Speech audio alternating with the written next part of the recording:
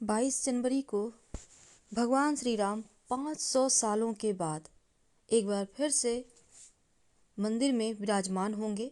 रामलला का प्राण प्रतिष्ठा होने जा रहा है और इस दिन को खास बनाने के लिए जितने भी पूरे दुनिया में हिंदू परिवार के लोग हैं, वो लोग इस दिन को खास बनाने के लिए बहुत सारे प्रयोग करेंगे। खासकर जो निमंत्रण पत्र आपके घर आया है उसमें रखे हुए चावल का क्या करें, दिया जलाने हैं, दीपावली मनाने हैं, कहाँ कहाँ मुख्य कम से कम 5 दिया कहाँ कहाँ जलाएं।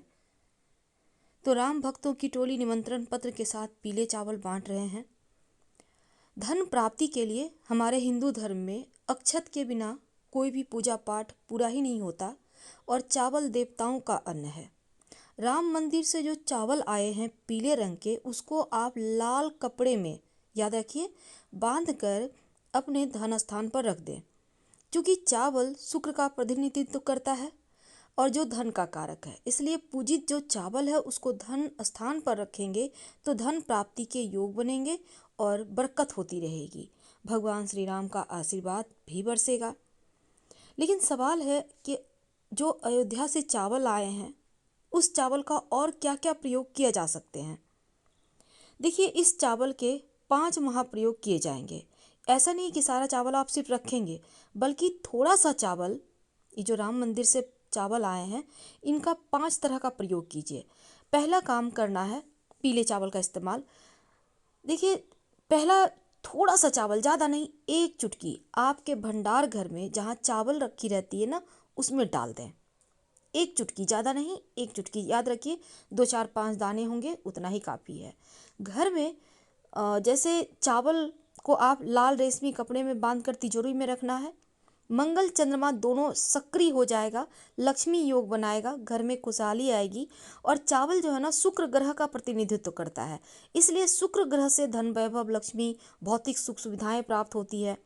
तो ज्योतिष शास्त्र में लिखा है ऐसा कि प्राण प्रतिष्ठा के दिन अगर खीर बनाई जाए घर में, आप नॉर्मल जो चावल की खीर बनाती हैं उसी का बनाइए, लेकिन ये चावल 1 चुटकी डाल दीजिएगा और फिर पूरे परिवार के साथ प्रसाद के रूप में ग्रहण कीजिएगा। घर में सुख समृद्धि बनी रहेगी। आप इन चावलों को इस दिन 22 जनवरी के दिन कम से कम, जब आप तिलक करती हैं, आप अपने घर के तमाम बच्चों का, बड़ों का, बुजुर्गों का रोली से, तब उस तिलक के ऊपर इस चावल के 2 दाने कम से कम चिपका दें माथे पर। हर कार्य आपका आसानी से बनेगा। यहाँ तक कि अगर कोई आपका बड़ा कार्य है, आप जा रहे हैं किसी भी दिन, आप चाहते हैं वो कार्य पूरा हो जाए, तब इस चावल का तिलक करके या अपने पॉकेट में 2 4 दाने चावल लेकर जाइए। कार्य सिद्ध हो जाएगा, कार्य पूरा होगा। वापस आने पर इस चावल को आप चाहें तो सुरक्षित रख लें या किसी पंछी को भी दे सकते हैं, या किसी पौधे की मिट्टी में डाल दीजिएगा। अगर आपके घर में लड़कियां हैं, विवाह नहीं हो पा रही है, शादी होनी है या तय हो चुका है, तो जो पिता है ना, जो राम मंदिर से चावल आए हैं, कन्यादान के समय चावलों से आप कन्यादान कर सकते हैं। थोड़ा सा चावल उसमें डाल दीजिएगा, पूरा नहीं डालना, थोड़ा सा।